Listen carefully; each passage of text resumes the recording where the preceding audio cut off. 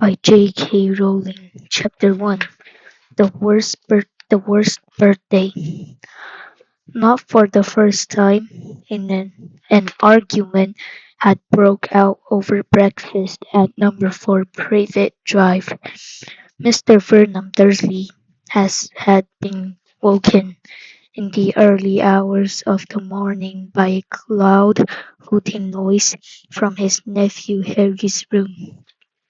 "Third time this week," he roared across the table. "If you can't control that owl, it will have to go." Harry tried yet again to explain. "She's bored," he said. "She's used to flying around outside. If I could just let her out at night." "Do I look stupid?" snarled Uncle Vernon, a bit of fried egg dangling from his bushy mustache. "I know what will happen if that owl's let out." He exchanged dark looks with his wife Petunia. Harry tried to argue, but his words were drowned by a long, loud belch from the Dursley's son, Dudley. "I want more bacons." "There's more in the frying pan, sweetheart," said Aunt Petunia, turning misty eyes on her massive son. "We must build you up while we've got the chance. I don't like the sound of that school food." "Nonsense, Petunia. I never went hungry when I was at Smelting, my bad," said Uncle Vernon heartily. Dudley gets it now, don't you, son?" Dudley, whose who was so large his bottom drooped over either side of the kitchen chair, grinned and turned to Harry. "Pass the frying pan." "You forgot the magic word," said Harry irritably. The effect of this simple sentence on the rest of the family was incredible. Dudley gasped and fell off his chair with a crash that shook the whole kitchen. Miss Dursley gave a small scream and clapped her hands to her mouth. Mr. Dursley jumped to his feet, vein throbbing in his temples. I meant please," said Harry quickly. "I didn't mean, what have I told you?" Oh, wait, what have I told you? Thundered his uncle, spraying spit over the table. "About saying the N-word in their house. But how dare you, Great Dudley!" roared Uncle Vernon, pounding the table with his fist. "I warned you. I will not tolerate mention of your abnormality under this roof."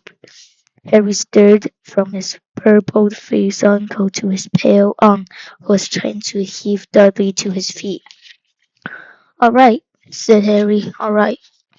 Uncle Vernon sat back down, breathing like a winded rhinoceros, I think, and watching Harry closely out of the corner of his small, sharp eyes. Ever since Harry had come home for the summer holidays, Uncle Vernon had been treating him like a bomb that might go off at any moment because Harry Potter wasn't a normal boy. As a matter of fact, he was as not normal as it possible to be. Harry Potter was a wizard fresh from his first year at Hogwarts School of Witchcraft and Wizardry. Um,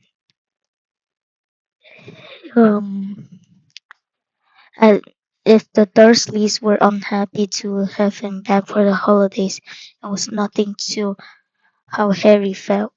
He missed Hogwarts so much. It was like having a constant Much that he missed the castle with its secret passageways and ghosts.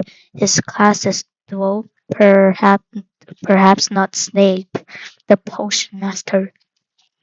The mail arriving by owl, eating banquets in the great hall, sleeping in his four-poster bed in the tower dormitory, visiting the grounds and especially Quidditch, the most popular sport in the wizarding world. Six tall goalposts, four flying balls, and 14 players on broomsticks.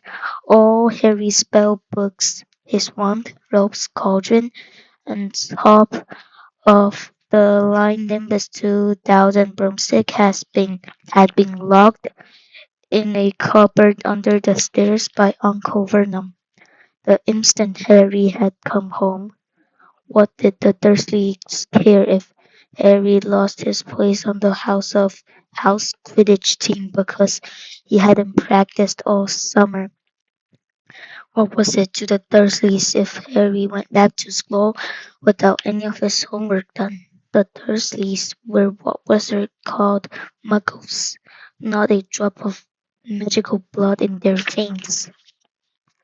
And as far as they were concerned, having a wizard in the family was a matter of deepest shame.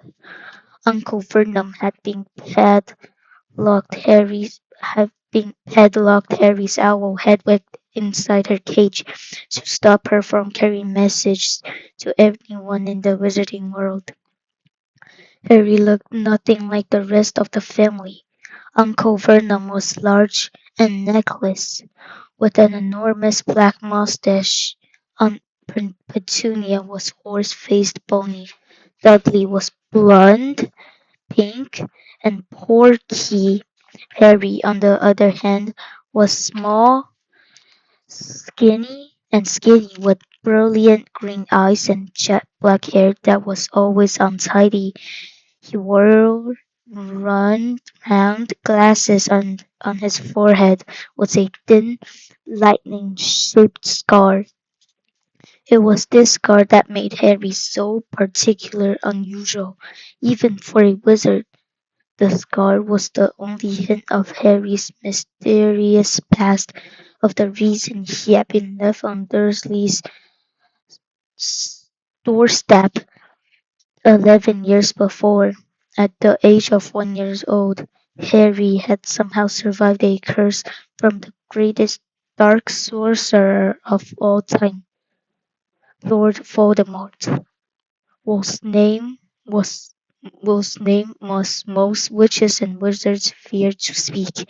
Harry's parents had died in Voldemort's attack, but Harry had escaped with his lightning scar, and somehow nobody understood why. Voldemort's power had been destroyed the instant he had failed to kill Harry. So Harry had been brought up by his dad's mother's sister and her husband.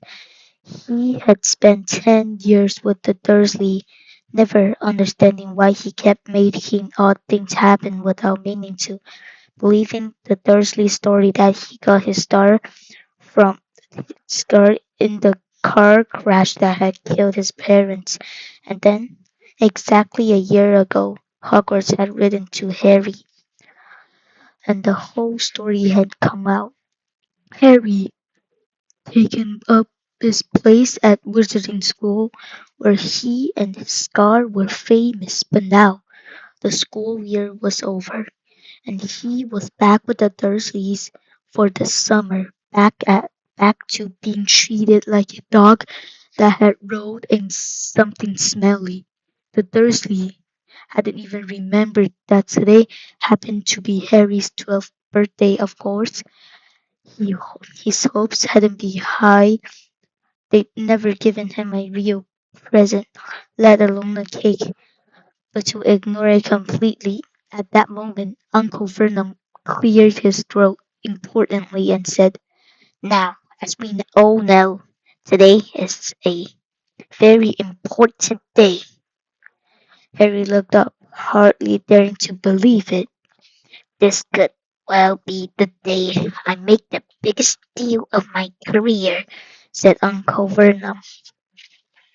Harry went back to his toast. Of course, he thought bitterly.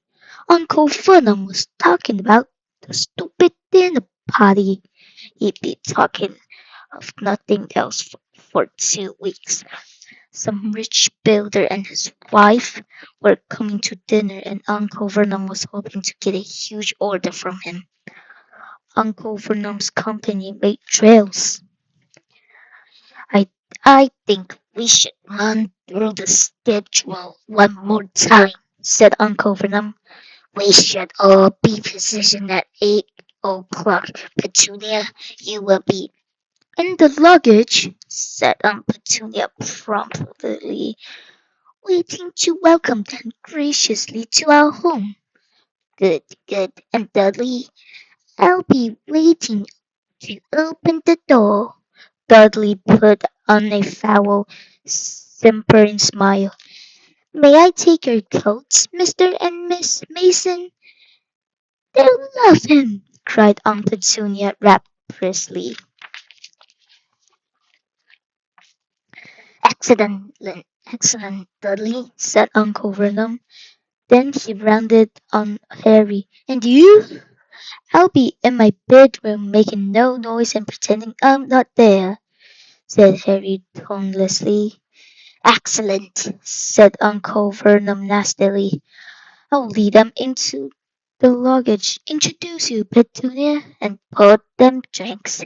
At 8:15, I'll announce dinner, said Aunt Petunia, and Dudley, you say, may I take you through the dinner tram, Miss Mason, said Dudley, offering his fat arm to an invisible woman.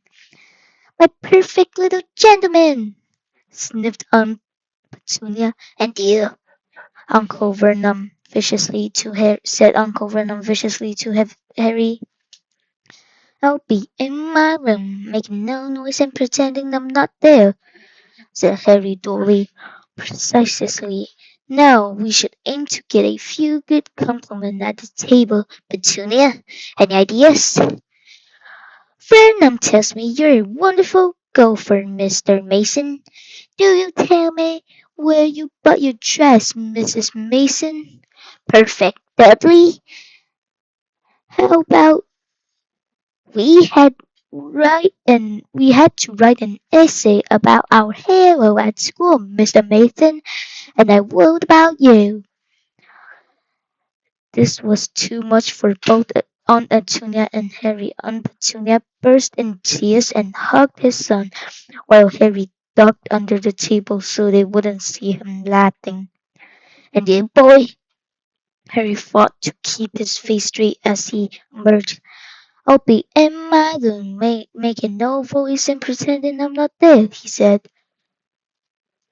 Okay, guys, thanks for watching our first video for the Chamber of Secret, and see you in the next one.